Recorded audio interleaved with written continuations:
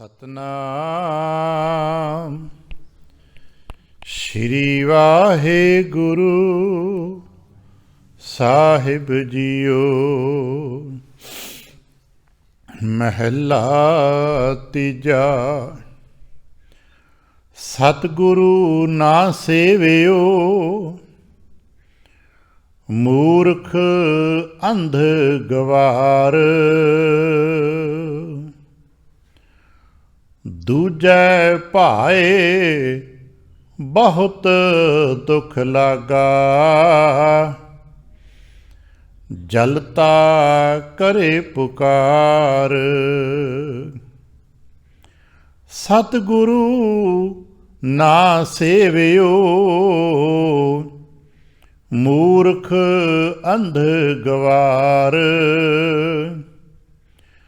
ਦੂਜੈ ਭਾਏ ਬਹੁਤ ਦੁਖ ਲਾਗਾ। ਜਲਤਾ ਕਰੇ ਪੁਕਾਰ। ਜਿਨ ਕਾਰਣ ਗੁਰੂ ਵਿਸਾਰਿਆ ਸੇ ਨਾ ਉਪਕਰੇ ਅੰਤੀ ਵਾਰ। ਨਾਨਕ ਗੁਰਮਤਿ ਸੁਖ ਪਾਇਆ ਬਖਸ਼ੇ ਬਖਸ਼ਣਹਾਰ। ਜਿਨ ਕਾਰਣ ਗੁਰੂ ਵਿਸਾਰਿਆ ਸੇ ਨਾ ਉਪਕਰੇ ਅੰਤੀ ਵਾਰ। ਨਾਨਕ ਗੁਰਮਤਿ ਸੁਖ ਪਾਇਆ ਬਖਸ਼ੇ ਬਖਸ਼ਣਹਾਰ। ਵਾਹਿਗੁਰੂ ਜੀ ਕਾ ਖਾਲਸਾ ਵਾਹਿਗੁਰੂ ਜੀ ਕੀ ਫਤਿਹ। ਸਤਿਗੁਰੂ ਪਾਤਸ਼ਾਹ ਸਾਹਿਬ ਜੀ ਦੇ ਪਾਵਨ ਦਰਬਾਰ ਦੀਆਂ ਹਾਜ਼ਰੀਆਂ ਭਰਦਿਆਂ ਗੁਰੂ ਪਾਤਸ਼ਾਹ ਸਾਹਿਬ ਜੀ ਦੇ ਆਪਣੇ ਹੀ ਨਿਜ ਪਾਵਨ ਸਰੂਪ ਸ਼ਬਦ ਨਾਲ ਚਿੱਤ ਲਾ ਕੇ ਜਦ ਆਪ ਸਾਵਧਾਨ ਤੇ ਇਕਾਗਰ ਚੀਤ ਹੋਏ ਜੁੜ ਮਿਲ ਬੈਠੇ ਹੋ, ਪਾਤਸ਼ਾਹ ਗੁਰਦੇਵ ਜੀ ਦੀਆਂ ਬੇਅੰਤ ਮਹਿਰਮਤਾਂ ਤੇ ਵਡਿਆਈਆਂ ਜੋ ਸਤ ਸੰਗਤ ਵਿੱਚ ਸਦਾ ਵਰਤਦੀਆਂ ਨੇ, ਆਪ ਉਹਨਾਂ ਦੇ ਸਾਂਝੀ ਤੇ ਧਾਰਨੀ ਹੋਇਓ। ਕਿਰਪਾਲਤਾ ਕਰਨਾ, ਆਪਣੇ ਨਿਰਮਲ ਹਿਰਦੇ ਚੋਂ ਅਰਦਾਸ ਕਰਨਾ ਜੋ ਗੁਰੂ ਪਾਤਸ਼ਾਹ ਸਾਹਿਬ ਜੀ ਰਹਿਮਤ ਕਰਨ। ਪਾਵਨ ਸ਼ਬਦ ਦੀ ਵਿਚਾਰ, ਬੋਲਣ ਦਾ ਤਾਣ ਅਤੇ ਵਿਚਾਰ ਦਾ ਪ੍ਰਵਾਹ ਬਖਸ਼ਣ। ਇੱਕ ਵਾਰ ਆਸੀਸ ਦਿੰਦਿਆਂ ਅੰਮ੍ਰਿਤ ਦ੍ਰਿਸ਼ਟੀ ਪਾ ਕੇ ਜਪਣਾ ਜੀ ਸਤਨਾਮ ਸ਼੍ਰੀ ਵਾਹਿਗੁਰੂ। ਗਰੀਬ ਨਿਵਾਸ ਘਟ ਘਟ ਕੇ ਵਾਸੀ ਸ਼੍ਰੀ ਅਕਾਲ ਪੁਰਖ ਵਾਹਿਗੁਰੂ ਜੀ ਦਾ ਕੋਟਾਨ ਕੋਟ ਸ਼ੁਕਰਾਨਾ ਜੋ ਸੱਚੇ ਪਾਤਸ਼ਾਹ ਸਾਹਿਬ ਜੀ ਨੇ ਕਿਰਪਾ ਕੀਤੀ ਹੈ। ਸੰਪੂਰਨ ਰੈਣ ਆਪਣੇ ਪਿਆਰ ਤੇ ਭਾਣੇ ਵਿੱਚ ਬਤੀਤ ਕਰਾਈ ਹੈ। ਅੰਮ੍ਰਿਤ ਵੇਲੇ ਦੀ ਜਾਗ ਬਖਸ਼ਿਸ਼ ਕੀਤੀ ਤੇ ਇਸ ਵਕਤ ਆਪਣੇ ਹੀ ਪਾਵਨ ਦਰਬਾਰ ਦੀ ਹਾਜ਼ਰੀ ਭਰਨ ਦਾ ਸੁਭਾਗ ਸਮਾਂ ਬਖਸ਼ਿਸ਼ ਕੀਤਾ। ਹਰ ਰੋਜ਼ ਦੀ ਤਰ੍ਹਾਂ ਅੱਜ ਵੀ ਅੰਮ੍ਰਿਤ ਵੇਲੇ ਸਾਹਿਬ ਦੀ ਬਖਸ਼ਿਸ਼ ਦਾ ਦਰ ਖੁੱਲ੍ਹਦਾ ਹੈ। ਸਾਡੇ ਵਾਸਤੇ ਸ਼੍ਰੀ ਮੁਖ ਵਾਕ ਦੇ ਰੂਪ ਵਿੱਚ ਬਖਸ਼ਿਸ਼ਾਂ ਵਰਤਦੀਆਂ ਨੇ, ਉਪਦੇਸ਼ ਪ੍ਰਾਪਤ ਹੁੰਦਾ ਹੈ।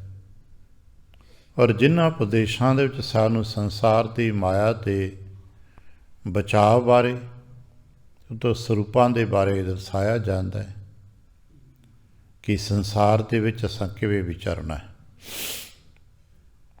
ਔਰ ਇਹਨਾਂ ਸਾਰੇ ਦੁਸ਼ਪ੍ਰਭਾਵਾਂ ਤੋਂ ਬਚਣ ਦਾ ਯਤਨ ਵੀ ਕੀ ਕਰਨਾ ਹੈ, ਕਿਉਂਕਿ ਸਾਰੇ ਸੰਸਾਰ ਦੇ ਵਿੱਚ ਦੁਨਿਆਵੀ ਤਰੀਕੇ ਦੇ ਨਾਲ ਜੀਵਨ ਦੇ ਕਿਤਨੇ ਤਰੀਕੇ ਨੇ, ਅਸੀਂ ਇਹਦੀ ਵਿਆਖਿਆ ਇੱਥੇ ਬੈਠ ਕੇ ਨਹੀਂ ਕਰਦੇ। ਕੋਈ ਹੋ ਸਕਦਾ ਹੈ ਸੰਸਾਰ ਦੇ ਗਿਆਨੀ ਜੋ ਕੇਵਲ ਸਮਾਜ ਦੀ ਵਿਆਖਿਆ ਕਰਦੇ ਨੇ ਜਾਂ ਪਦਾਰਥਵਾਦ ਦੀ ਵਿਆਖਿਆ ਕਰਦੇ ਨੇ, ਉਹਨਾਂ ਦੇ ਵਿੱਚ ਕਈ ਤਰੀਕੇ ਲੱਭ ਲੈਂਦੇ ਹੋਣਗੇ। ਪਰ ਅਸੀਂ ਗੁਰੂ ਨਾਨਕ ਸਾਹਿਬ ਦੇ ਨਜ਼ਰੀਏ ਦੇ ਮੁਤਾਬਕ ਸਿਰਫ 2 ਪ੍ਰਕਾਰ ਦੇ ਜੀਵਨ ਦੀ ਗੱਲ ਕਰਦੇ ਹਾਂ। ਇੱਕ ਉਹ ਨੇ ਜਿਨ੍ਹਾਂ ਨੂੰ ਗੁਰਬਾਣੀ 'ਚ ਪਹਿਲਾ ਭਾਵ ਦਿੱਤਾ ਗਿਆ ਹੈ, ਪਹਿਲਾ ਘਰ ਦਿੱਤਾ ਗਿਆ ਹੈ, ਅਤੇ ਇੱਕ ਉਹ ਨੇ ਜੋ ਦੂਜੇ ਭਾਵ ਦੇ ਵਿੱਚ ਨੇ। 2 ਹੀ ਭਾਵਾਂ ਦਾ ਗੁਰਬਾਣੀ 'ਚ ਜ਼ਿਕਰ ਹੈ। ਬੜੇ ਥਾਵਾਂ 'ਤੇ ਦੂਜਾ ਭਾਵ, ਦੂਜੇ ਭਾਏ, ਦੂਜੇ ਹਿਤ, ਦੂਜੇ ਮੋਹ, ਦੂਜੇ ਦਾ ਇਸ ਤਰ੍ਹਾਂ ਸ਼ਬਦ ਵਰਤ ਕੇ ਮਹਾਰਾਜ ਨੇ ਜ਼ਿਕਰ ਕੀਤਾ ਹੈ। ਅਤੇ ਅਸੀਂ ਉਹਦੇ ਦੂਜੇ ਦਾ ਅਰਥ ਕਈ ਵਾਰ ਕਿਸੇ ਹੋਰ ਅਨਮਤ ਦੇ ਮੁਤਾਬਕ ਲਾ ਲੈਂਦੇ ਹਾਂ। ਦੇਖੋ ਜੀ, ਇਹ ਬੰਦਾ ਲਿਬਾਸ ਤੋਂ ਬਾਣੇ ਤੋਂ ਤਾਂ ਸਿੱਖ ਨਜ਼ਰ ਆਉਂਦਾ ਹੈ, ਅਤੇ ਇਹਦਾ ਜੋ ਜੀਵਨ ਵਿਹਾਰ ਹੈ ਦੂਜੇ ਧਰਮ ਦੇ ਨਾਲ ਚਲਾ ਗਿਆ। ਕਦੇ ਕਦਾਈ ਉਹ ਕਿਸੇ ਮੰਦਰ 'ਚ ਖਲੋਤਾ ਨਜ਼ਰ ਆ ਗਿਆ, ਦੇਖੋ ਜੀ ਦੂਜੇ ਭਾਵ ਚਲਾ ਗਿਆ। ਜੇ ਕਿਸੇ ਹੋਰ ਸੱਜਣ ਮਿੱਤਰ ਦੇ ਨਾਲ ਕਿਸੇ ਹੋਰ ਮੁਕਾਮ 'ਤੇ ਖਲੋਤਾ ਨਜ਼ਰ ਆ ਗਿਆ, ਦੇਖੋ ਜੀ ਦੂਜੇ ਭਾਵ ਚਲਾ ਗਿਆ। ਤੁਸੀਂ ਇੱਦਾਂ ਦੀ ਵਿਆਖਿਆਵਾਂ ਕਰਦੇ ਹਾਂ। ਇਹ ਧਰਮ ਸੰਪਰਦਾ ਦੇ ਮੁੱਢਲੀਆਂ ਅਵਸਥਾਵਾਂ 'ਤੇ ਵਿਚਰੇ ਹੋਏ ਮਨੁੱਖਾਂ ਦੇ ਸੁਭਾਵਕ ਨੇ। ਜੋ ਸਾਡਾ ਆਪਸ ਵਿੱਚ ਗਤੀਰੋਧ ਹੁੰਦਾ ਹੈ, ਮਤਾਂਤਰਾਂ ਦਾ ਜਿੱਥੇ ਭੇਦ ਹੁੰਦੇ ਨੇ, ਸੁਭਾਵਕ ਹੈ। ਅਸੀਂ ਆਪਣੇ ਹੀ ਜੱਥੇ ਦੇ ਵਿੱਚ ਹਰ ਇੱਕ ਨੂੰ ਸ਼ਾਮਲ ਕੀਤਾ ਹੋਇਆ ਮੰਨਦੇ ਹਾਂ। ਹੌਲੀ ਹੌਲੀ ਜਦੋਂ ਇਹਨਾਂ ਗੱਲਾਂ ਨੂੰ ਹੋਰ ਨੇੜੇ ਵੇਖੀਦਾ ਅਤੇ ਇੱਕ ਧਰਮ ਦੂਜੇ ਧਰਮ ਨਾਲ ਟਕਰਾਉਂਦਾ ਹੈ, ਅਤੇ ਹੋਰ ਨਿਤਿਆ ਜੀ ਪਤਾ ਲੱਗਦਾ ਇੱਕ ਧਰਮ ਦੇ ਵਿੱਚ ਹੀ ਇੱਕ ਸੰਪਰਦਾ ਦੂਜੇ ਸੰਪਰਦਾ ਨਾਲ ਟਕਰਾ ਰਿਹਾ ਹੈ, ਔਰ ਬੜੇ ਵੱਡੇ ਵੱਡੇ ਪੱਧਰ 'ਤੇ ਟਕਰਾ ਰਹੇ ਨੇ। ਲੋਕ ਉਹਨੂੰ ਦੂਜਾ ਕਹਿਣ ਲੱਗ ਪੈਂਦੇ, ਦੇਖੋ ਜੀ ਸਾਡੇ ਸੰਪਰਦਾ 'ਚ ਸੀਗਾ, ਇਹ ਦੂਜੇ ਚਲਾ ਗਿਆ, ਹੁਣ ਦੂਜਿਆਂ ਦੀ ਗੱਲ ਮੰਨਦਾ ਹੈ, ਦੂਜੇ ਜਥੇਬੰਦੀ ਚਲਾ ਗਿਆ। ਇਹੋ ਜਿਹੀਆਂ ਗੱਲਾਂ ਬਾਤਾਂ ਸਾਡੇ ਘਰ ਪਰਿਵਾਰ ਸਮਾਜ ਵਿੱਚ ਆਮ ਤੌਰ 'ਤੇ ਹੁੰਦੀਆਂ ਰਹਿੰਦੀਆਂ ਨੇ। ਇੱਕ ਇਹਨਾਂ ਦਾ ਕੇਂਦਰੀ ਭਾਵ ਤਾਂ ਬਿਲਕੁਲ ਠੀਕ ਹੈ ਕਿ ਵਿਅਕਤੀ ਨੇ ਜਿੱਥੇ ਸ਼ੁਰੂਆਤ ਕੀਤੀ ਸੀ, ਜਿੱਥੇ ਵਿਅਕਤੀ ਨੇ ਸੰਕਲਪ ਲਿਆ ਸੀ, ਉਹਨੂੰ ਕਿਸੇ ਕਾਰਨ ਇਹ ਛੱਡ ਬੈਠਾ ਹੈ ਅਤੇ ਉਹ ਤੋਂ ਖਿਸਕ ਕੇ ਕਿਸੇ ਹੋਰ ਦੇ ਸੰਕਲਪ ਦੇ ਨਾਲ ਜੁੜ ਗਿਆ। ਗੁਰੂ ਨਾਨਕ ਪਾਤਸ਼ਾਹ ਦਾ ਨਜ਼ਰੀਆ ਚੂੰਕਿ ਬਹੁਤ ਵੱਡਾ ਹੈ, ਸਾਡੇ ਵਰਗੇ ਸੈਂਕੜੇ ਹਜ਼ਾਰਾਂ ਲੱਖਾਂ ਨਜ਼ਰੀਏ ਉਹਦੇ ਵਿੱਚ ਕੁਰਬਾਨ ਹੋ ਸਕਦੇ ਨੇ, ਅਤੇ ਗੁਰੂ ਪਾਤਸ਼ਾਹ ਸਾਹਿਬ ਜੀ ਦਾ ਨਜ਼ਰੀਆ ਹੈ ਦਾ ਬੇਸਿਕ ਸੂਤਰ ਉਹ ਵੀ ਇਹੀ ਹੈ। ਪਰ ਗੁਰੂ ਪਾਤਸ਼ਾਹ ਸਾਹਿਬ ਜੀ ਇੰਝ ਨਹੀਂ ਸਾਨੂੰ ਲੜਾਉਂਦੇ ਵੀ ਦੇਖੋ ਜੇ ਤੁਹਾਡੀ ਸੰਪਰਦਾ ਕਿਹੜੀ ਅਤੇ ਉਹਦੀ ਸੰਪਰਦਾ ਕਿਹੜੀ ਨਹੀਂ। ਮਹਾਰਾਜ ਕਹਿਣ ਲੱਗੇ ਦੇਖ ਕਿ ਉਹ ਬੰਦਗੀ ਕਰਦਾ ਹੈ, ਕਿ ਉਹ ਰੱਬ ਦੇ ਪਿਆਰ ਵਿੱਚ ਬੈਠਾ ਹੈ, ਕਿ ਉਹ ਪਰਮੇਸ਼ਰ ਦੇ ਭਾਵ ਦੇ ਵਿੱਚ ਹੈ। ਅਤੇ ਜੇ ਪਰਮੇਸ਼ਰ ਦੇ ਭਾਵ ਪਿਆਰ ਦੇ ਵਿੱਚ ਹੈ ਅਤੇ ਕਿਤੇ ਬੈਠਾ ਸੋਹਣਾ ਹੈ, ਅਤੇ ਜੇ ਪਰਮੇਸ਼ਰ ਵਾਹਿਗੁਰੂ ਜੀ ਦੇ ਭਾਵ ਪਿਆਰ ਤੋਂ ਟੁੱਟਾ ਹੋਇਆ ਹੈ ਅਤੇ ਕਿਤੇ ਬੈਠਾ ਹੈ, ਫਿਰ ਉਹ ਮਾੜਾ ਹੀ ਮਾੜਾ ਹੈ। ਗੁਰੂ ਨਾਨਕ ਪਾਤਸ਼ਾਹ ਸਾਹਿਬ ਜੀ ਨੂੰ ਜੋ ਪਹਿਲਾ ਭਾਵ ਇੱਕ ਕਰਤਾ ਪੁਰਖ ਅਕਾਲ ਪੁਰਖ ਵਾਹਿਗੁਰੂ ਜੀ ਦੇ ਬਾਬਤ ਦਿੱਤਾ ਹੈ, ਔਰ ਅਸੀਂ ਬਾਣੀ ਪੜ੍ਹਨ ਵਾਲੇ ਇਹਨਾਂ 'ਤੇ ਜਾਣਦੇ ਹੀ ਹਾਂ ਕਿ ਸੰਪੂਰਨ ਬਾਣੀ ਜੋ ਮਹਾਰਾਜ ਨੇ ਜੇ ਦਿੱਤੀ ਹੈ ਉਹਦੇ ਵਿੱਚ ਇੱਕ ਹੀ ਐਸਾ ਅੰਕ ਹੈ ਜਿਹਦਾ ਪਾਠ ਕੀਤਾ ਜਾਂਦਾ ਹੈ, ਨਹੀਂ ਤਾਂ ਆਮ ਤੌਰ 'ਤੇ ਗੁਰੂ ਗ੍ਰੰਥ ਸਾਹਿਬ 'ਚ ਲਿਖੇ ਹੋਏ ਗਿਣਤੀ ਦੇ ਅੰਕਾਂ ਦਾ ਅਸੀਂ ਪਾਠ ਨਹੀਂ ਕਰਦੇ। ਜੇ 2-4 ਸ਼ਬਦਾਂ ਦਾ ਕਰਦੇ ਵੀ ਹਾਂ ਅਤੇ ਉਹਨਾਂ ਦਾ ਤਰੀਕਾ ਬਦਲ ਕੇ ਕਰਦੇ ਹਾਂ। ਜਿਵੇਂ ਮਹੱਲਿਆਂ ਦੇ ਰੂਪ ਵਿੱਚ ਹੈ ਲਿਖਿਆ ਤਾਂ 1 2 3 4 ਹੀ ਹੁੰਦਾ ਹੈ ਨਾ, ਪਰ ਅਸੀਂ 1 2 3 4 ਨਹੀਂ ਕਹਿੰਦੇ, ਪਹਿਲਾ ਦੂਜਾ ਤੀਜਾ ਚੌਥਾ ਪੰਜਵਾਂ ਅਤੇ ਨੌਵਾਂ ਕਹਿੰਦੇ ਆ। ਪਰ ਇੱਕੋ ਹੀ ਅੰਕ ਹੈ ਜੋ ਇੱਕ ਹੈ, ਉਸ ਨੂੰ ਇੱਕ ਹੀ ਪੜ੍ਹਦੇ ਹਾਂ, ਔਰ ਸਾਰੀ ਬਾਣੀ ਦੀ ਬਣਤਰ ਇੱਕ ਤੋਂ ਆਰੰਭ ਕਰਦੇ ਨੇ ਗੁਰੂ ਨਾਨਕ। ਉਹਨੂੰ ਅਸੀਂ ਇੱਕ ਕਹਿੰਦੇ ਹਾਂ, ਉਹੀ ਤੇ ਓਂਕਾਰ ਹੈ। ਅਸੀਂ ਸੰਮਿਲਿਤ ਰੂਪ ਵਿੱਚ ਜੁੜਤ ਪਦ ਇੱਕ ਓਂਕਾਰ ਕਹਿੰਦੇ ਹਾਂ। ਇੱਕ ਹੈ ਸਾਡਾ ਭਾਵ, ਜੇ ਅਸੀਂ ਇੱਕ ਓਂਕਾਰ ਨਾਲ ਜੁੜੇ ਹਾਂ, ਇੱਕ ਓਂਕਾਰ ਦੇ ਪਸਾਰੇ ਨੂੰ ਸਤ ਕਰਕੇ ਮੰਨਦੇ ਹਾਂ। ਕਿਤੇ ਵੀ ਕੋਈ ਬੈਠਾ ਇੱਕ ਓਂਕਾਰ ਦੇ ਪਸਾਰੇ ਦੇ ਵਿੱਚ ਹੀ ਹੈ, ਅਤੇ ਜੇ ਉਹ ਕਿਸੇ ਵੀ ਤਰੀਕੇ ਦੇ ਨਾਲ ਉਸ ਇੱਕ ਅਕਾਲ ਪੁਰਖ ਵਾਹਿਗੁਰੂ ਜੀ ਦੇ ਨਾਲ ਜੁੜਿਆ ਹੈ, ਤੇ ਗੁਰੂ ਨਾਨਕ ਦੀ ਦ੍ਰਿਸ਼ਟੀ ਦੇ ਵਿੱਚ ਉਹ ਇੱਕ ਓਂਕਾਰ ਦਾ ਉਪਾਸਕ ਹੈ, ਇੱਕ ਓਂਕਾਰ ਦਾ ਪਿਆਰਾ ਹੈ। ਭਾਵੇਂ ਉਹ ਰਾਮ ਰਾਮ ਕਹਿੰਦਾ ਹੈ, ਭਾਵੇਂ ਖੁਦਾ ਖੁਦਾ ਕਹਿੰਦਾ ਹੈ, ਭਾਵੇਂ ਕੁਛ ਹੋਰ ਜਪਦਾ ਹੈ, ਭਾਵੇਂ ਉਹ ਨਮਾਜ਼ ਪੜ੍ਹਦਾ ਹੈ, ਅਤੇ ਭਾਵੇਂ ਟੱਲੀ ਖੜਕਾ ਕੇ ਭਗਤੀ ਬੰਦਗੀ ਕਰਦਾ ਹੈ, ਉਹ ਕੁਛ ਵੀ ਕਰਦਾ ਹੈ, ਅਗਰ ਉਹ ਰੱਬ ਦੇ ਪ੍ਰਤੀ ਸਮਰਪਿਤ ਹੈ, ਪਿਆਰ ਵਿੱਚ ਹੈ, ਅਤੇ ਗੁਰੂ ਨਾਨਕ ਦੀ ਦ੍ਰਿਸ਼ਟੀ 'ਚ ਇੱਕ ਓਂਕਾਰ ਦੇ ਨਾਲ ਜੁੜਿਆ ਹੋਇਆ। ਕਿਤਨੇ % ਜੁੜਿਆ ਹੋਵੇਗਾ ਇਹ ਅਗਲੀ ਬਾਤ ਹੈ, ਪਰ ਉਹਦਾ ਮੁੱਖ, ਉਹਦਾ ਫੋਕਸ, ਉਹਦਾ ਧਿਆਨ ਇੱਕ ਓਂਕਾਰ ਵੱਲ ਹੈ। ਸਮੇਂ ਦੇ ਨਾਲ ਕੀ ਬਦਲਾਵ ਆਉਣਗੇ ਇਹ ਅਸੀਂ ਨਹੀਂ ਕਹਿ ਸਕਦੇ। ਬਹੁਤ ਸਾਰੇ ਧਾਰਮਿਕ ਮੰਡਲਾਂ ਦੇ ਵਿੱਚ ਵੀ ਸਮੇਂ-ਸਮੇਂ ਮੋੜ ਆਉਂਦੇ ਨੇ, ਜਿਨ੍ਹਾਂ ਨੂੰ ਸਮਾਜਿਕ ਲੋਕ ਮਾੜਾ ਕਹਿੰਦੇ ਨੇ, ਪਰ ਗੁਰੂ ਨਾਨਕ ਦੀ ਦ੍ਰਿਸ਼ਟੀ 'ਚੋਂ ਮਾੜਾ ਨਹੀਂ ਹੈ। ਉਹ ਆਪਣੀ ਯਾਤਰਾ ਦੇ ਤਰੱਕੀ ਦੇ ਪੜਾਵ ਨੇ ਜਿਹਦੇ ਵਿੱਚ ਬਦਲਾਵ ਸੰਭਵ ਹੈ, ਔਰ ਬਦਲਾਵ ਹੁੰਦੇ ਆਏ ਨੇ, ਸਦੀਆਂ ਤੋਂ ਹੁੰਦੇ ਆਏ ਨੇ। ਗੁਰੂ ਨਾਨਕ ਦੀ ਦ੍ਰਿਸ਼ਟੀ 'ਚ ਜੋ ਦੂਜਾ ਭਾਵ ਹੈ ਉਹ ਹੈ ਸੰਸਾਰ ਵੱਲ, ਮਾਇਆ ਵੱਲ, ਕਿਉਂਕਿ ਮਹਾਰਾਜ ਨੇ ਜੇ ਦੂਜੀ ਕਿਸੇ ਤਾਕਤ ਦਾ ਜ਼ਿਕਰ ਕੀਤਾ ਤੇ ਉਹਨੂੰ ਮਾਇਆ ਕਿਹਾ ਹੈ, ਅਤੇ ਮਾਇਆ ਸੰਸਾਰ ਦੇ ਸਾਰੇ ਪਦਾਰਥਾਂ ਵਿੱਚ ਹੈ। ਸਿਰਫ ਇੱਕ ਓਂਕਾਰ ਨੂੰ ਛੱਡ ਕੇ ਬਾਕੀ ਸਾਰਿਆਂ ਵਿੱਚ ਮਾਇਆ ਦਾ ਪ੍ਰਭਾਵ ਹੈ। ਅਸੀਂ ਤੁਸੀਂ ਸਾਰੇ ਹੀ ਮਾਇਆ ਤੋਂ ਬਚੇ ਨਹੀਂ ਹਾਂ। ਬਚਣ ਦਾ ਯਤਨ ਕਰ ਸਕਦੇ ਹਾਂ ਅਤੇ ਬਚ ਵੀ ਸਕਦੇ ਹਾਂ, ਪਰ ਇਹ ਕਿਹਾ ਜਾਏ ਕਿ ਸਾਡੇ ਉੱਤੇ ਮਾਇਆ ਦਾ ਗਲਬਾ ਨਹੀਂ ਪਈ ਹੈ, ਸਭ ਦੇ ਉੱਤੇ ਹੈ।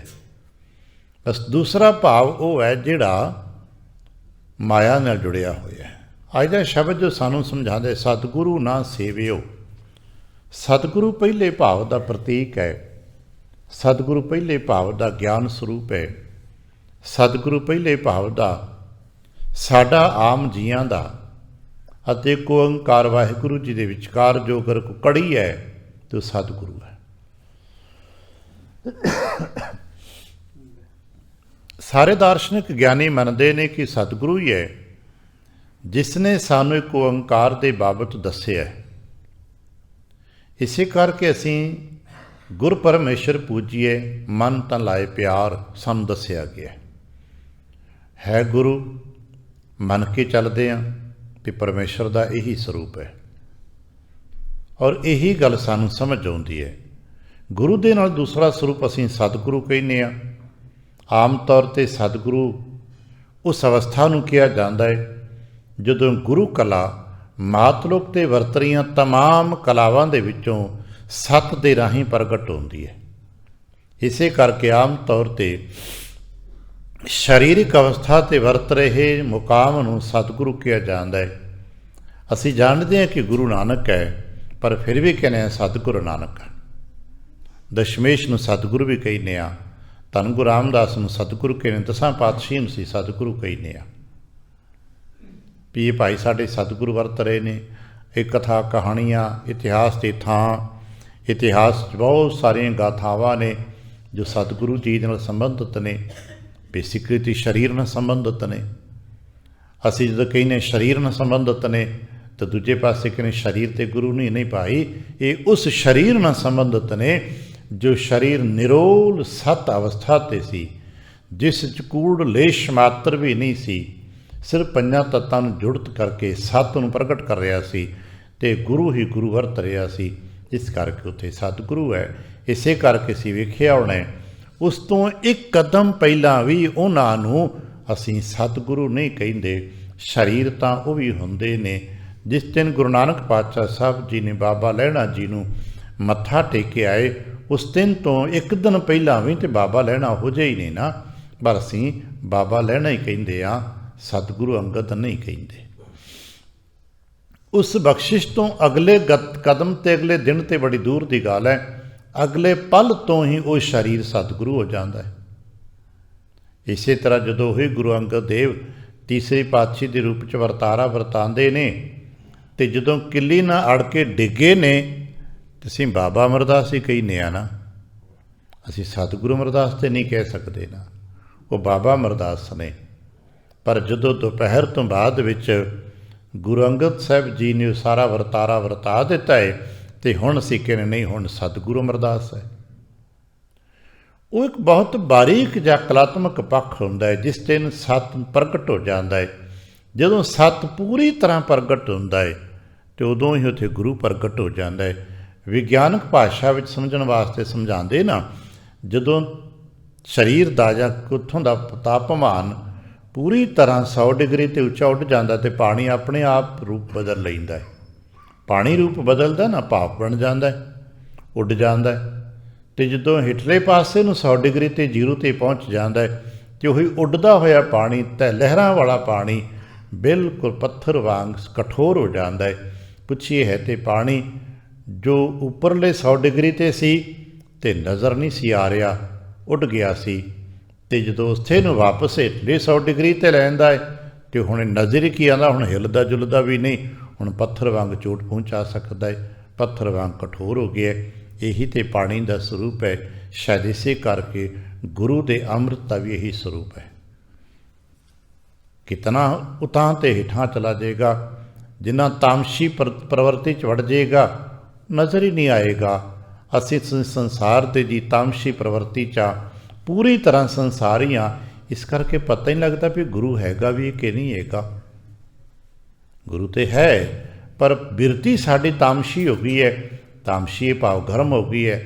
ਅਸੀਂ ਹਾਈਪਰ ਹੋਏ ਹਾਂ, ਸਾਡੇ ਅੰਦਰ ਕ੍ਰੋਧ ਅਗਨੀ ਹੈ, ਕਾਮ ਅਗਨੀ ਹੈ, ਵਿਕਾਰਾਂ ਦੀ ਅੱਗ ਬਲਦੀ ਪਈ ਹੈ। ਨਤੀਜਨ ਸਾਨੂੰ ਪਤਾ ਹੀ ਲੱਗਦਾ ਗੁਰੂ ਹੈ ਵੀ ਕਿ ਨਹੀਂ। ਸ਼ਾਇਦ ਇਸ ਅਵਸਥਾ ਨੂੰ ਧਰਮ ਪੰਖ ਕਰ ਉੱਡ ਰਿਹਾ ਕਹਿ ਗਿਆ ਵੀ ਜਿਵੇਂ ਪਾਣੀ ਭਾਪ ਬਣ ਕੇ ਉੱਡ ਜਾਂਦਾ, ਉੱਡ ਗਿਆ ਬਈ। ਫਿਰ ਕੀ ਕਰੀਏ? ਹੌਲੀ ਹੌਲੀ ਹੇਠਾਂ ਨੂੰ ਆਈਏ, ਸ਼ਾਂਤ ਹੋਈਏ। ਸ਼ਾਂਤ ਹੁੰਦੇ ਹੁੰਦੇ ਕਿਤਨੇ ਸ਼ਾਂਤ ਹੋ ਜਾਣਗੇ, ਕਹਿਣ ਲੱਗੇ ਇਤਨਾ ਜਿਤਨਾ ਕਿ ਗੁਰੂ ਹੈ। ਅਤੇ ਗੁਰੂ ਕੈਸਾ ਹੈ? ਬਰਫ ਵਰਗਾ। ਗੁਰ ਦਾਤਾ ਗੁਰ ਹਿਵੈ ਘਰ। ਗੁਰੂ ਬਰਫ ਵਰਗਾ ਹੈ। ਹੁਣ ਤੈਨੂੰ ਪ੍ਰਗਟ ਹੋ ਕੇ ਨਜ਼ਰ ਆਉਂਦਾ ਹੈ, ਹੁਣ ਛੂ ਸਕਦਾ ਇਸ ਨੂੰ ਤੂੰ, ਹੁਣ ਦੇਖ ਸਕਦਾ ਉਸ ਨੂੰ ਤੂੰ, ਉਸ ਨੂੰ ਉਠਾ ਕੇ ਲਿਜਾ ਸਕਦਾ, ਟਰੈਵਲ ਕਰ ਸਕਦਾ ਉਹਦੇ ਨਾਲ। ਬਸ ਇਹੀ ਅਸਾਂ ਨੇ ਕੀ ਕਰਨਾ ਹੈ? ਅਸਾਂ ਪਰ ਆਪਣਾ ਮੁੱਖ, ਆਪਣਾ ਫੋਕਸ ਉਸ ਜ਼ੀਰੋ ਵੱਲ ਕਰਨਾ ਹੈ ਜਿੱਥੇ ਜਾ ਕੇ ਪੂਰਨ ਸ਼ਾਂਤੀ ਹੈ। ਅਸੀਂ ਇਹਦੇ ਵਿੱਚ ਹੀ ਵਰਤ ਰਹੇ ਹਾਂ। ਸਾਡੇ ਦੋ ਪਾਸੇ ਜਣੀ ਘੜੀ ਦੇ ਪੈਂਡੂਲਮ ਵਾਂਗ ਅਸੀਂ ਘੁੰਮਦੇ ਹਾਂ, ਕਦੇ ਉਸ ਜ਼ੀਰੋ ਵੱਲ ਅਤੇ ਕਦੇ ਉਸ ਜ਼ੀਰੋ ਵੱਲ। ਅਸੀਂ ਇਸੇ ਤਰ੍ਹਾਂ ਵਿਚਰ ਰਹੇ ਹਾਂ। ਮਹਾਰਾਜ ਉਹਨਾਂ ਦੀ ਵਿਆਖਿਆ ਕਰਦੇ ਨੇ ਜਿਹੜੇ ਸਤਿਗੁਰੂ ਵੱਲ ਪਿੱਠ ਕਰ ਬੈਠੇ ਨੇ। ਉਹਨਾਂ ਨੂੰ ਗੁਰਬਾਣੀ 'ਚ ਕਿਤੇ ਕਿਤੇ ਬੇਮੁਖ ਕਿਹਾ ਗਿਆ, ਕਿਤੇ ਕਿਤੇ ਮਨਮੁਖ ਕਿਹਾ ਗਿਆ। ਜਿਨ੍ਹਾਂ ਨੇ ਮੁੱਖ ਸਤਿਗੁਰੂ ਵੱਲ ਕਰ ਲਿਆ ਉਹਨਾਂ ਨੂੰ ਹੀ ਗੁਰਮੁਖ ਕਿਹਾ ਗਿਆ, ਉਹਨਾਂ ਨੂੰ ਹੀ ਸਨਮੁਖ ਕਿਹਾ ਗਿਆ। ਇਹ ਦੋ ਚਾਰ ਨਾਂ ਵਰਤੇ ਨੇ। ਇਹਨਾਂ ਦਾ ਵੀ ਅਵਸਥਾ ਭੇਦ ਤੇ ਬੇਸ਼ੱਕ ਅਲੱਗ ਅਲੱਗ ਹੈ, ਪਰ ਅਸੀਂ ਇੱਥੇ ਅੱਜ ਸਮਝਣ ਦੀ ਕੋਸ਼ਿਸ਼ ਕਰਦੇ ਹਾਂ। ਦੂਰੀ ਕਿਤਨੀ ਹੈ ਇਹਦਾ ਕੋਈ ਮਾਇਨੇ ਨਹੀਂ ਹੁੰਦਾ। ਗੱਲ ਹੈ ਕਿ ਸਾਡਾ ਫੋਕਸ ਕਿੱਥੇ ਹੈ। ਦੂਰੀ ਕਰਕੇ ਤੇ ਬਾਬਾ ਪਿਰਥੀ ਚੰਦ, ਗੁਰੂ ਅਮਰਦਾਸ, ਸਤਿਗੁਰੂ ਅਮਰਦਾਸ ਸਾਹਿਬ ਦੇ ਬਹੁਤ ਨੇੜੇ ਨੇ। ਸ਼ਾਇਦ ਇਹਨਾਂ ਤੋਂ ਨੇੜੇ ਕੌਣ ਹੋਏਗਾ? ਜਿਨ੍ਹਾਂ ਨੂੰ ਸਤਿਗੁਰੂ ਦੇ ਰੂਪ 'ਚ ਨਾਨਾ ਵੀ ਮਿਲਦੇ ਨੇ, ਨਾਨੇ ਦੇ ਰੂਪ 'ਚ ਸਤਿਗੁਰੂ ਵੀ ਮਿਲਦੇ ਨੇ, ਪਿਤਾ ਦੇ ਰੂਪ 'ਚ ਵੀ ਮਿਲਦੇ ਨੇ, ਨਾਨਾ ਦੇ ਰੂਪ 'ਚ ਵੀ ਮਿਲਦੇ ਨੇ। ਹੋਰ ਇੱਥੋਂ ਕਿ ਕਿੱਥੇ ਜਾਵਾਂਗੇ? ਧੀਰਮਲ ਹੈ, ਇੱਥੇ ਵੀ ਦਾਦਾ ਦੇ ਰੂਪ 'ਚ ਸਤਿਗੁਰੂ ਬੈਠੇ ਨੇ। ਇੱਥੋਂ ਕਿ ਕਿੱਥੇ ਜਾਵਾਂਗੇ? ਦੁਨੀਆ ਦੇ ਰਿਸ਼ਤਿਆਂ ਵਿੱਚੋਂ ਨਾਨੇ ਤੋਂ, ਦਾਦੇ ਤੋਂ ਅਸੀਂ ਅੱਗੇ ਕਿੱਥੇ ਜਾਂਦੇ ਹਾਂ? ਸਭ ਤੋਂ ਪਿਆਰੇ ਰਿਸ਼ਤੇ ਹੀ ਹੁੰਦੇ ਨਾ। ਪਿਤਾ ਵੀ ਇੱਥੇ ਹੀ ਖੜ੍ਹੇ ਨੇ ਔਰ ਇਹ ਸਤਿਗੁਰੂ ਸਰੂਪ ਨੇ। ਸਰੀਰ ਕਰਕੇ ਤੇ ਇਹ ਤੋਂ ਨੇੜੇ ਸੀ ਕਿਸੇ ਹੋਰ ਦੀ ਵਿਆਖਿਆ ਸ਼ਾਇਦ ਲੱਭਣੀ ਤੇ ਕਰਨੀ ਬੇਈਮਾਨੀ 'ਚ ਹੋਵੇਗੀ, ਪਰ ਗੋਦ ਵਿੱਚ ਬੈਠੇ ਹੋਏ ਦਾ ਵੀ ਫੋਕਸ ਗੁਰੂ ਵੱਲ ਨਹੀਂ ਹੈ। ਵੇਖਿਆ ਜੇ ਤੇ ਪਿਰਥੀ ਚੰਦ ਨੇ ਸਭ ਤੋਂ ਵੱਧ ਸਮਾਂ ਗੁਰੂ ਦੀ ਸੰਗਤ ਸਰੀਰ ਕਰਕੇ ਬਲ ਰੂਪ 'ਚ ਕੀਤੀ ਹੈ, ਪਰ ਫਿਰ ਵੀ ਉਹਨਾਂ ਦਾ ਜਿਹੜਾ ਧਿਆਨ ਹੈ ਨਾ, ਉਹ ਸਤਿਗੁਰੂ ਨਾ ਸੇਵਿਓ। ਉਹ ਕੰਮ ਕਰਦੇ ਨੇ। ਅੰਮ੍ਰਿਤਸਰ ਸ਼ਹਿਰ ਦੇ ਸਾਰੇ ਆਲੇ ਦੁਆਲੇ ਦੀ ਤਾਣੇ ਬਾਣੇ ਦੀ ਵਿਵਸਥਾ ਕਰਦੇ ਨੇ। ਅੱਜ ਸ਼ਬਦ ਆਪਾਂ ਪ੍ਰਬੰਧਕ ਬਣਾ ਲਿਆ, ਪ੍ਰਬੰਧ ਕਰਦੇ ਨੇ, ਉਲੀਕਦੇ ਨੇ ਸਾਰਾ ਤਾਣਾ ਬਾਣਾ। ਆਏ ਗਏ ਯਾਤਰੀਆਂ ਦੇ ਭੋਜਨ ਪ੍ਰਸ਼ਾਦੇ, ਰਹਿਣ ਬਹਿਣ ਦਾ ਇੰਤਜ਼ਾਮ ਕਰਦੇ ਨੇ ਔਰ ਬਿਹਤਰੀਨ ਕਰਦੇ ਨੇ। ਕੋਈ ਨਹੀਂ ਅੱਜ ਤੱਕ ਕੋਈ ਸ਼ਿਕਾਇਤ ਨਹੀਂ ਕਿਸੇ ਯਾਤਰੀ ਨੂੰ ਕਿ ਉੱਥੇ ਕਿਸੇ ਨੂੰ ਪ੍ਰਸ਼ਾਦਾ ਨਾ ਮਿਲਿਆ ਹੋਵੇ, ਕਿਸੇ ਨੂੰ ਠਹਿਣ ਨੂੰ ਟਿਕਾਣਾ ਨਾ ਮਿਲਿਆ ਹੋਵੇ। ਸਭ ਨੂੰ ਮਿਲਦਾ, ਵਧੀਆ ਮਿਲਦਾ। ਪ੍ਰਬੰਧ ਬਹੁਤ ਸੋਹਣਾ ਕਰਦੇ ਨੇ, ਪਰ ਸਤਿਗੁਰੂ ਦੀ ਸੇਵਾ ਨਹੀਂ ਕਰਦੇ। ਇਹ ਗੱਲ ਸਮਝ ਲਈਏ ਕਿ ਮਤਾਂ ਕੋਈ ਕਹੇ ਕਿ ਮੈਂ ਬਹੁਤ ਚੰਗਾ ਇੰਤਜ਼ਾਮ ਕਰਦਾ ਹਾਂ, ਪਰ ਕੀ ਮੈਂ ਸਤਿਗੁਰੂ ਦੀ ਸੇਵਾ ਵੀ ਕਰਦਾ ਹਾਂ? ਇਹ ਦੇਖਣਾ ਅੱਜ ਦੂਰ ਹੋਵੇਗਾ। ਇਹ ਬਾਕੀ ਸਮਝਣਾ ਸਾਡੇ ਲਈ ਹੋਵੇਗਾ, क्योंकि बहुत सोहना इंतजाम प्रिथी चंद करते ने। गुरु साहिब जी के नज़दीक तो लैके दूर तक का सारा इंतजाम बेहतरीन है। और उन्होंने दिनों के जो प्रबंध प्रिथी चंद के कोल है, अमृतसर शहर तरक्की के राह पर चलता है। दुनियावी पूरी तरक्की अमृतसर शहर की हो रही है। लंगर वधिया खाण पीण नूं मिलदा है, पर बावजूद इसे सतगुरु ना सेवियो, सतगुरु की सेवा नहीं हो पा रही। क्योंकि सतगुरु इन्हां चमक दमक नूं नहीं माणदे, सतगुरु ने चमक दमक नूं नहीं देखते। मतां को ख्याल करे कि असीं बहुत सारे इंतजामात चमक दमक ते कर देने आ ते सतगुरु खुश हो जाणगे। फिलहाल ऐसा अज तक तो साडे साखी इतिहास प्रबंध दर्शन च नहीं हो पाया, किते होर होवे ते इहदी आपां नूं पता नहीं पाई। गुरु नानक साहिब दे घर ते ऐसा नहीं हो पाया। इत्थे सतगुरु की सेवा जरूरी नहीं कि बहुत चमक दमक होवेगी ते तां ही सतगुरु की सेवा होएगी। हो सकता है हल्के प्रबंध विच भी सतगुरु की सेवा हो सकती है। सब नूं पता है कि जदों प्रबंध प्रिथी चंद दे हत्थां तो छुटिया है तो एक बार इसे लंगर विच जिसनों आपां गुरु रामदास साहब दा लंगर कहिंदे आ, प्रशादा भी पकड़ों बंद हो गया सी। सब नूं पता है ना, बीबी भानी जी के घर जो गुरु के महल ने, उत्थे प्रशादा भी नहीं सी पक रहा। धन गुरु अर्जन देव जी ते बाकी माता जी आपू भुजे छोले खा के गुजारा कर रहे हैं। प्रबंध इन्ना हल्का हो गया है, पर फिर भी असीं कहांगे उस वक्त सतगुरु की सेवा का बोलबाला है। बस यही गल्लां सानूं अज समझाई जा रही ने। जिन्हां ने सतगुरु ना सेवियो, जिहड़े सतगुरु की सेवा नहीं करते। हुण इन्नी सानूं समझ आ जाए भी सतगुरु की सेवा वास्ते सानूं जिथे अपना ताना बाणा नहीं बदलना, उत्थे बदलना तो की बदलना, अपने अंदर का फोकस बदलना है। सानूं अपने अंदर का विचार बदलना है, सानूं अपने अंदर का ध्यान बदलना है, सानूं अपने अंदर का ख्याल बदलना है, अपने जीवन की जुगत नूं बदलना है। तो जे ऐसा ना कर पाए तो भावें असीं ते जिन्ना मर्जी लिशका पुशका के सोना भी चढ़ा दईए, फिर मूर्ख ते अंध ते गवार दी डिग्रियां प्राप्त ने। सतगुरु आप ही कहिंदे ना, सतगुरु ना सेवियो मूर्ख अंध गवार। जिहड़े सतगुरु की सेवा नहीं करते वो मूर्ख ने, वो अंध ने, ओने ने, वो गवार ने। तो गवार आपां उन्हां नूं किवें जिहदे हत्थ पल्ले कुछ भी ते नहीं, बिल्कुल जिन्हों खाण पीण रहन बहन के बाहर जिसनों कोई शौर सभ्यता का नहीं है, ना खाना आउंदा है, ना पाउणा आउंदा, ना रहना आउंदा, बस जी रहा है, साह लै रहा है, पशुवत जिंदगी जी दी है। हुण असां देखना पे असीं किवें करना है। तो सतगुरु की सेवा के बाबत गुरबाणी च बहुत वड्डे वड्डे जिक्र ने। दसिया गया सतगुरु की सेवा सफल है जे को करे चित लाए, बहुत बार दसिया गया है। पर एक चेता रखना, सतगुरु की सेवा वास्ते किसी क्रिया विशेष का जिक्र गुरबाणी विच नहीं है। तो जिन्हां क्रियावां का जिक्र गुरबाणी विशेषता दे विच है, अज उन्हां क्रियावां का संदर्भत कोई मतलब नहीं रह जाता। कदे कदे कहंदे सी पक्खा फेरना, पानी ढोना, पीसना, ये सतगुरु के दर की सेवा है। अज ये तिन्ने चीज़ां मशीन करती पई है, ये बिजली करती पई है। अज मनुख नूं ते करन दी लोड़ ही नहीं पैंदी। अज ना तो भाई कितों पानी ढो के लियाउणा पैंदा है, कुछ पैसे दे देने आ ते पानी वाला घर छड्ड जांदा है। अज लंगर वरतदे ने, पानी वाली कंपनी आपे आके वरता जांदियां ने, तुसीं ते बैठे बैठे सिर्फ कुछ पेमेंट करना हुंदा ना। यानी कि हुण सेवा धन ते चली गई है, हुण ये तन ते नहीं रह गई, हुण ये सेवा धन दे हिस्से चली गई है। हुण इस नाल प्रसंग संदर्भ बदल गया है, हुण ये धन दे खाते च पै गई है। इसे तरह पीहणा आटा दाल चावल प्रशादा अगे हथी पकाउणा सी, हुण तुसीं बैठे बैठे पैसे दिंदे हो, सारा इंतजाम तुहानूं कीता कतराया मिल जांदा है। पक्खा फेरन दी ते गल ही मुक गई, एक बिजली का पक्खा लिया के रख देंदे हो, AC लगा देंदे हो, कहानी मुक जाती है। हुण सारियां सेवावां धन दे आसरे ते टिक गईयां ने, जिहड़ियां तन दे आसरे ते टिकियां सन। इसे करके पुरानी सारी सेवा तन ते निर्भर सी, हुण बहुत सारी सेवावां धन ते चलियां गईयां ने, पर की तन ते कोई सेवा नहीं बाकी रह गई? नहीं, तन ते अजे भी उत्थे सेवावां ने, क्योंकि तन दे विच मन है ते मन का ही फोकस बदलना है साने।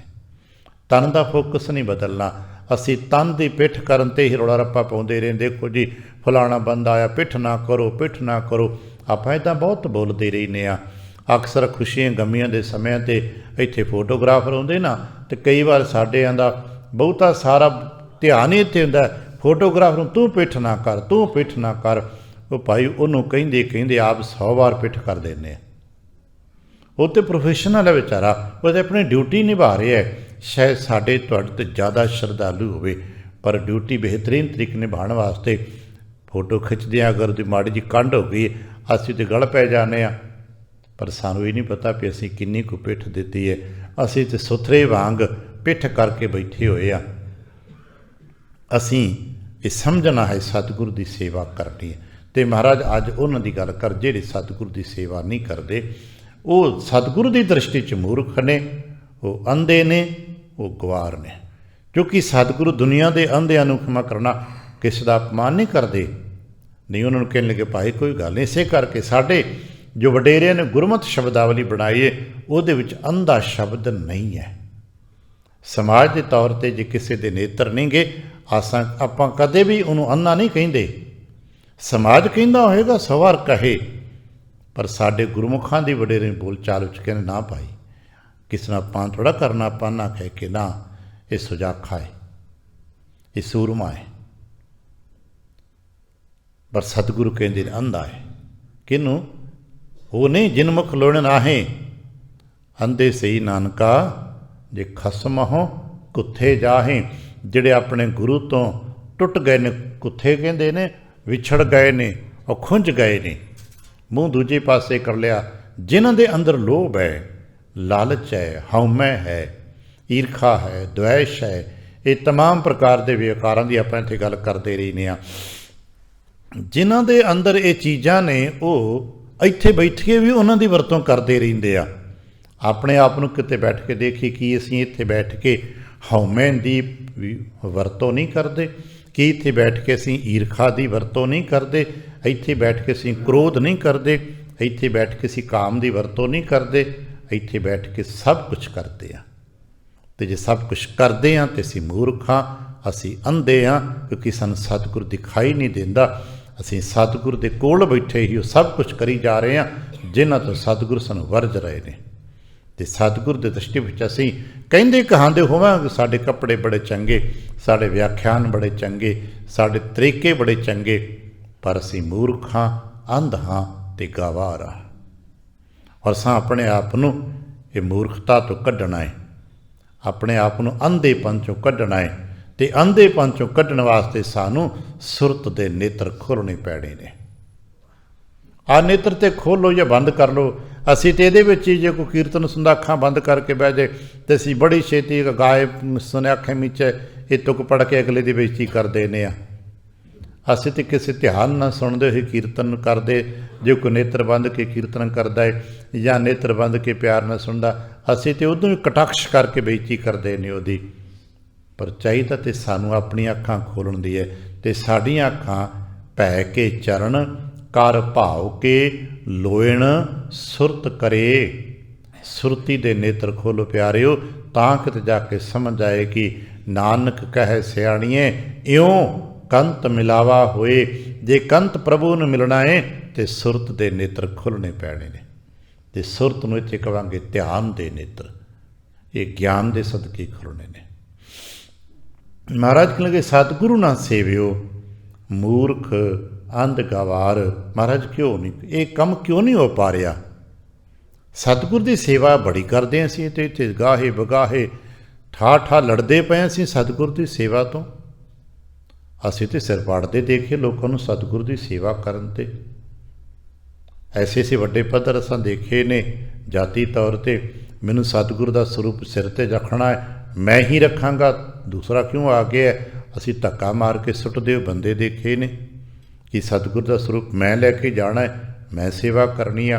अखां देखिया होया आ नगर कीर्तन हुंदे ना धन गुरु तेग बहादुर साहब जी दे, मैं स्वरूप लैके जाना है, दूजा क्यों आ गया? अगला पिस्तौल कढ़ लैंदा है कि परां हट नहीं तो गोली मार देंगा, मैं स्वरूप लैके जाना है।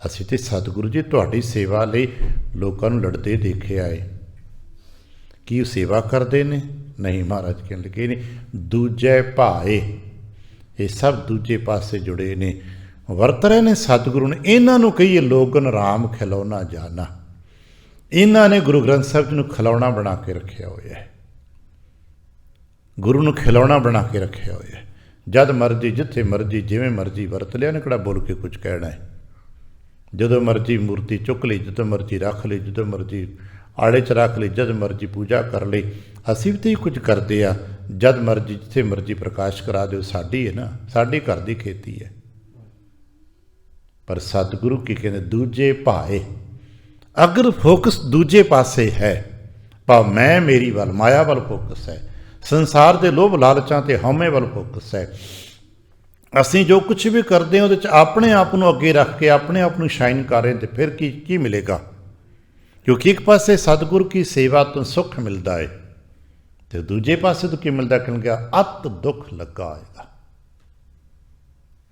दूजे भाए बहुत दुख लगा फिर बहुत दुख लगते जे बस समा है क्योंकि समा तो लगता है ना ये सतगुरु तो नहीं है कि जो चपेड़ मारेगा एकदम ये सतगुरु नहीं है याद रखना संदर्भ सी किसी वक्त अजनों हरगोबिंदपुर साहब कहने उत्थे कद ऐसा वरत्या सी भी किसी ने सतगुरु हरगोबिंद साहब के सन्मुख खड़े होकर कबूल बोलिया भाई विधि चंद ने चुक के दरिया सुट दिता सी उसनों हो सकता सी पर चेता रखना अज अगर सामने असीं बोलते हैं कबूल एक दूजे नूं सतगुरु के सामने तो फिर नतीजे तो सानूं पता ना बहुत दुख लगा पर फिर समा पा के हुण ऐसे व्यक्तियों के हिरदे जाके कलेश ही कलेश भरे मिलणगे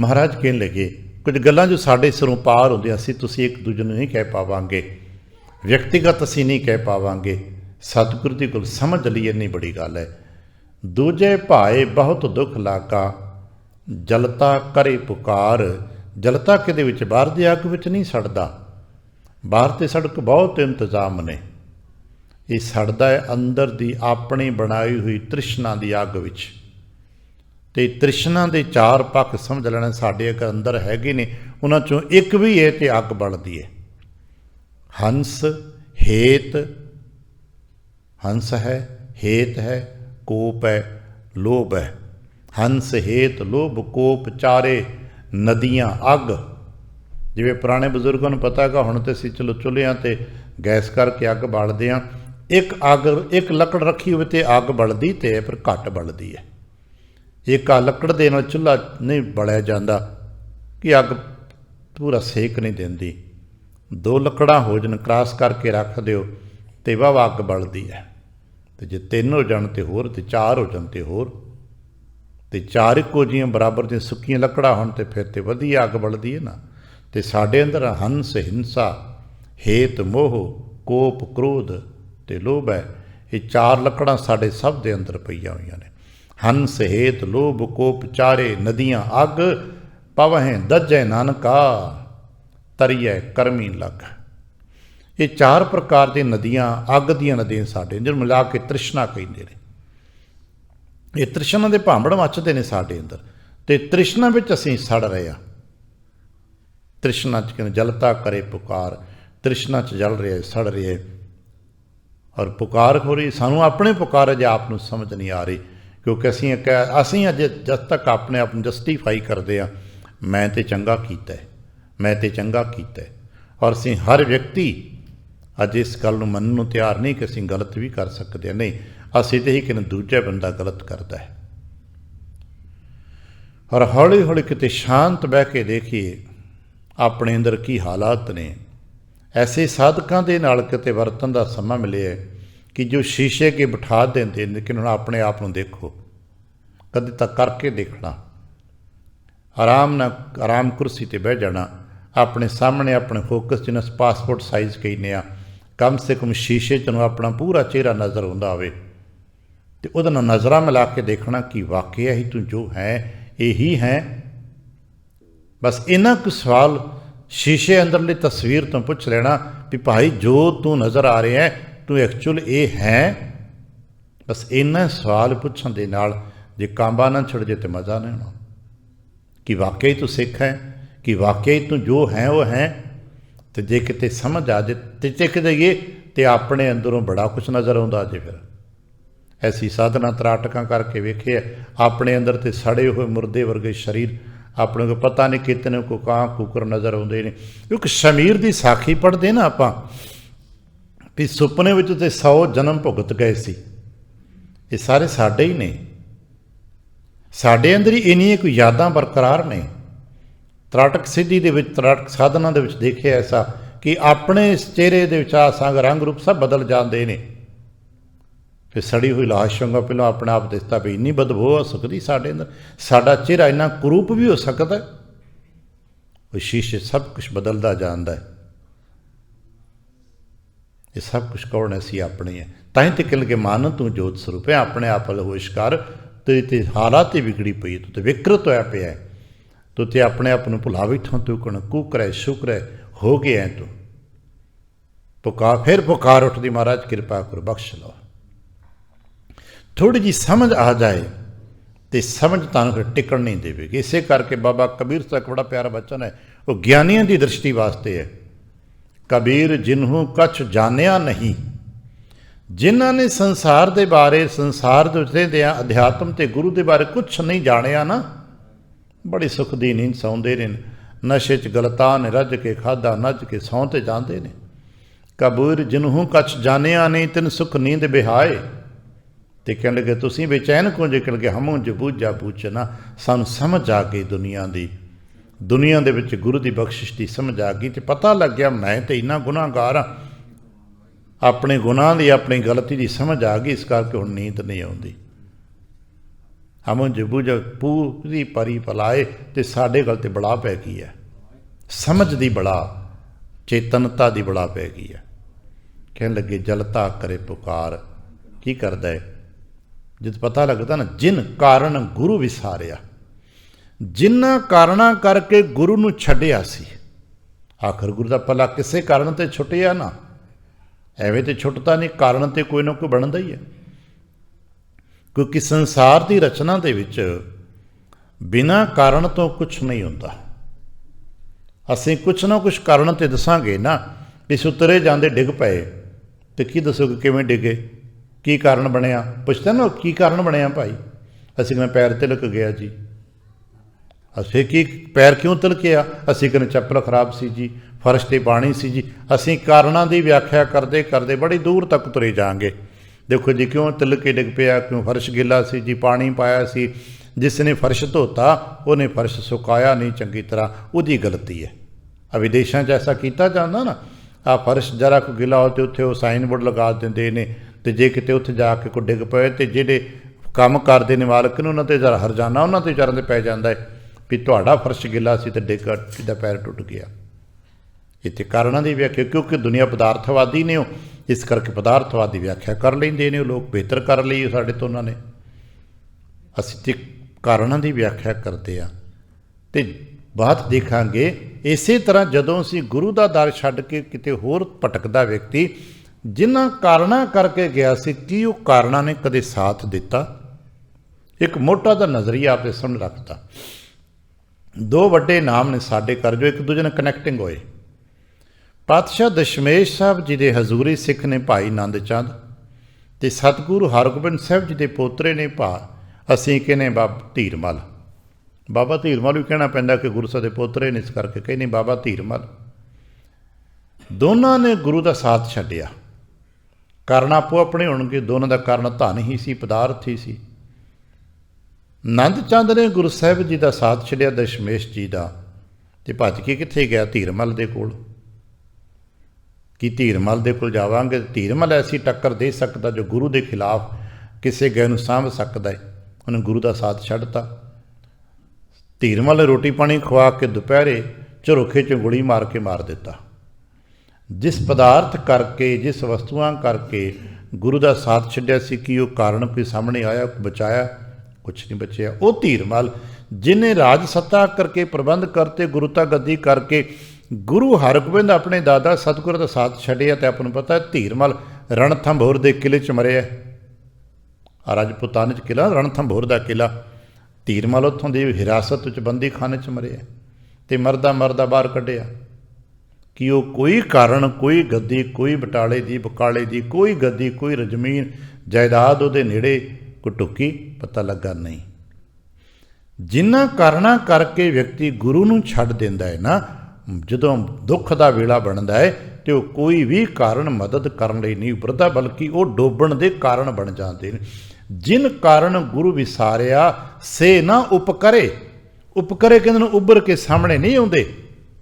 ਨਾਨਤੀ ਵਾਰ ਅੰਤ ਵੇਲੇ ਕੋਈ, ਬਲਕਿ ਜਿਨ੍ਹਾਂ ਕਾਰਨਾਂ ਕਰਕੇ ਤੇ ਗੁਰੂ ਦਾ ਪੱਲਾ ਪਕੜੀਏ ਉਹ ਸਾਰੇ ਹੀ ਮਦਦ ਕਰਨ ਲਈ ਖੜੇ ਹੋ ਜਾਂਦੇ ਨੇ।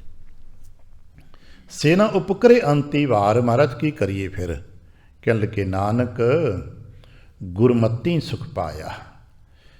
ਮਤ ਗੁਰੂ ਦੀ ਲੈ ਲਓ, ਸੇਵਾ ਕਿੱਥੇ ਕਰਦੇ ਹੋ, ਕਿਤਨੇ ਦੂਰ ਬੈਠੇ ਕੋਈ ਫਰਕ ਨਹੀਂ ਪੈਂਦਾ। ਭਾਵੇਂ ਕੋਈ ਗੁਰੂ ਕੇ ਹਜ਼ੂਰ ਬੈਠਾ ਹੈ ਤੇ ਭਾਵੇਂ ਗੁਰੂ ਤੋਂ ਹਜ਼ਾਰਾਂ ਮੀਲ ਦੂਰ ਬੈਠਾ ਹੈ, ਅਗਰ ਉਹ ਗੁਰੂ ਕੀ ਮੱਤ ਦੇ ਮੁਤਾਬਕ ਜੀਵਨ ਜੀ ਰਿਹਾ ਹੈ ਤੇ ਉਹਦਾ ਜੀਵਨ ਸੁੱਖਾਂ ਦੇ ਨਾਲ ਭਰਿਆ ਹੋਇਆ। ਜਗਤ ਗੁਰੂ ਨਾਨਕ ਸਾਹਿਬ ਜੀ ਹਜ਼ਾਰਾਂ ਮੀਲ ਦੀ ਯਾਤਰਾ ਕੀਤੀ ਤੇ ਉਹਨੂੰ ਬੰਦੇ ਨਾਲ ਲੈ ਕੇ ਥੋੜ੍ਹਾ ਤੁਰ ਪਏ ਸੀ ਕਿ ਜੱਥਾ ਬਣਾ ਕੇ ਤੁਰ ਪਏ, ਨਹੀਂ। ਜਿੱਥੇ ਕੋਈ ਮਿਲਿਆ ਪਿਆਰ ਉਹਨੂੰ ਗੁਰੂ ਕੀ ਮੱਤ ਦਿੱਤੀ, ਆਪ ਅਗਾਂਹ ਚਲੇ ਗਏ। ਹੁਣ ਉਹ ਬੰਦੇ 'ਤੇ ਨਿਰਭਰ ਕਰਦਾ ਕਿ ਉਹ ਗੁਰੂ ਕੀ ਮੱਤ ਨੂੰ ਕਿੰਨਾ ਕੁ ਗ੍ਰਹਿਣ ਕਰਕੇ ਤੇ ਕਿਤਨਾ ਲੰਮਾ ਸਮਾਂ ਗੁਰੂ ਕੀ ਮੱਤ 'ਤੇ ਪਹਿਰਾ ਦਿੰਦਾ ਰਹੇਗਾ।